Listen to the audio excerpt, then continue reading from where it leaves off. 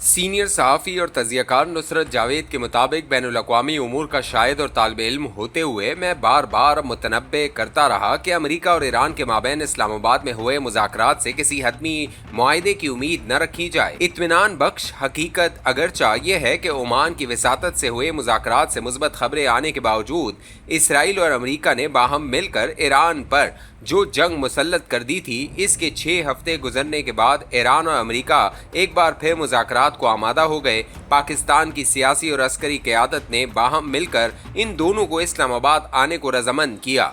2 हफ्तों की जंगबंदी भी यकीनी बनाई। इसके अलावा अमरीकी सदर के नायब JD वैंस की क़यादत में एक वफ्द यहाँ आया। ईरान के 14 रुकनी वफ्द की क़यादत वहाँ की कौमी असम्बली के स्पीकर ने की, जो पासदार इनकलाब की सफ़ों से उभरे हैं। ईरान और अमेरिका के माबैन तनाज़ात का आगाज़ फरवरी 1969 के इस्लामी इनकलाब के फौरी बाद शुरू हो गया था। वक्त गुजरने के साथ ये संगीन से संगीनतर होता चला गया। लाइलाज खुशफहमी ही सोचने को उकसा सकती थी कि इस्लामाबाद में महज चंद घंटों की मुलाकात के बाद ये दोनों मुल्क 5वीं दिहाई में दाखिल हुई मखासमत को भुलाकर दोस्ती की शाहराह पर एक दूसरे का हाथ थाम कर चलना शुरू हो जाएंगे। अकल की मोहताजी पर मबनी इस सोच के होते हुए भी दिल खुश फहम मगर तवक्को बांधे रहा कि इतवार की सुबह उठूंगा तो खैर की खबर मिल जाएगी।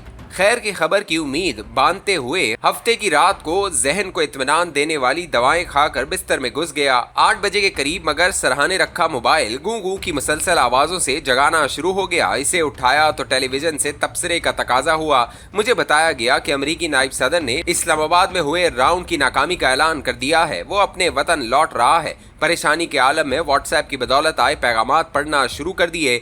इनमें से अक्सर में वो बयान वसूल हुआ था जो अमरीकी नायब सदर ने मुज़ाकरात की नाकामी का ऐलान करते हुए दिया था। मुख्तसर बयान के बाद सहाफ़ियों से फ़कत 2-3 सवालात ही लिए। खैर की खबर न मिलने के बावजूद ये सोचते हुए इत्मीनान हुआ कि इस्लामाबाद में हुए मुज़ाकरात के पहले राउंड की नाकामी का ऐलान करते हुए भी अमरीकी नायब सदर ने जंग बंदी को फिल वक्त बगैर कोई लफ्ज़ कहे बरकरार रखा है। दिल खुश फहम को एक बार फिर ये उम्मीद है कि मुज़ाकरात का पहला राउंड नाकाम हो जाने के बावजूद पाकिस्तान अपने दोस्त ममालिक की मुआवनत से दोनों मुल्कों को जंग बंदी के वक्फे में तवालत को कायल कर लेगा। जंग बंदी के वक्फे में तवालत मुज़ाकरात के एक और राउंड को मुमकिन बनाने में कलीदी किरदार अदा कर सकती है। अमरीकी नायब सदर के बयान पर तवज्जो दें तो वो ये दावा करता सुनाई देता है कि मुज़ाकरात की नाकामी का सबब ईरान का इस अमर पर इसरार है कि वो अपने एटमी प्रोग्राम पर कोई लचक दिखाने को आमादा नहीं, यूरेनियम की अफजूदगी जारी रखेगा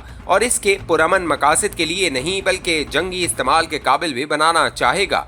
रिपोर्टर्स की जबलत लेकिन मुझे ये लिखने को मजबूर कर रही है कि ईरान का एटमी प्रोग्राम फिल वक्त अमेरिका और इसराइल के माबैन कलीदी तनाज़ा नहीं है। एटमी हथियारों का हामिल हुए बगैर ईरान ने महज अपने मिसाइलों और ड्रोन्स की मदद से 6 हफ्तों तक न सिर्फ मजम्मत बरकरार रखी बल्कि अपने हमसाया ममालिक में तेल की तंसीबात को भी निशाना बनाता रहा। इसके मिसाइल और ड्रोन्स इसराइल की हिफाजत के लिए बनाए जदीद तरीन निज़ाम को गच्चा देकर सेहुनी रियासत के चंद हसास तरीन मकामात के करीब भी पहुंचना शुरू हो गए थे। एटमी हथियारों की अदम मौजूदगी के बावजूद वो आबनाए हुर्मस के जरिए हुई तिजारत पर कामिल कंट्रोल के काबिल हो गया। मेरी दानिश में इस्लामाबाद में जो मुज़ाकरात हुए हैं इनके दौरान अमेरिका 2 नुकात पर लचक का तकाजा करता रहा।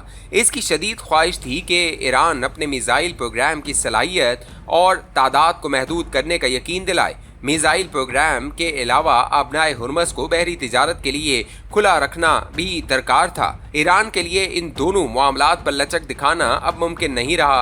वो ये सोचने में हक बजानिब है कि एटमी हथियारों के बगैर भी वो फ़कत अपने मिसाइल प्रोग्राम की वजह से अमेरिका को मुज़ाकरात की मेज़ पर लाने के काबिल हुआ।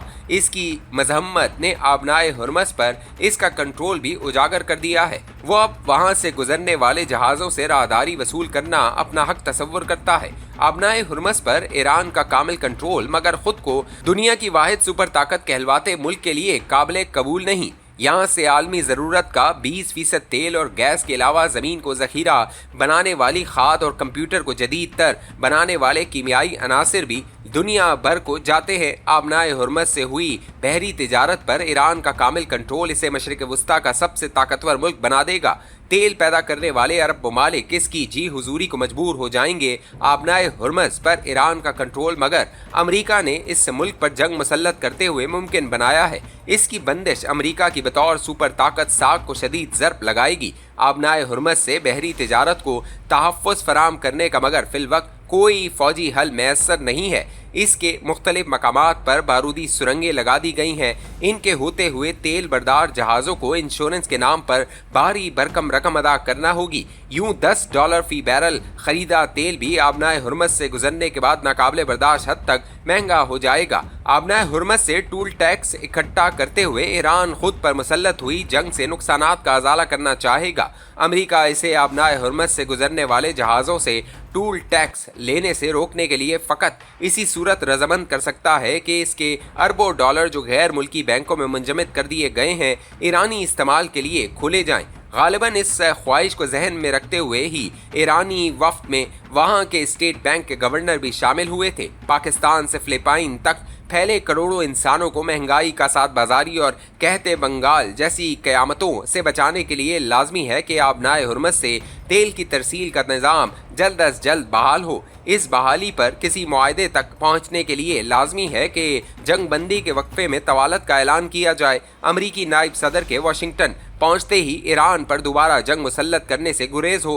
कॉलम के इख्तिताम से कबल ये फरियाद करना भी ज़रूरी समझता हूँ कि पाकिस्तान को इस्लामाबाद में हुए मुज़ाकरात में नाकामी का हरगिज़ जिम्मेदार नहीं ठहराया जा सकता।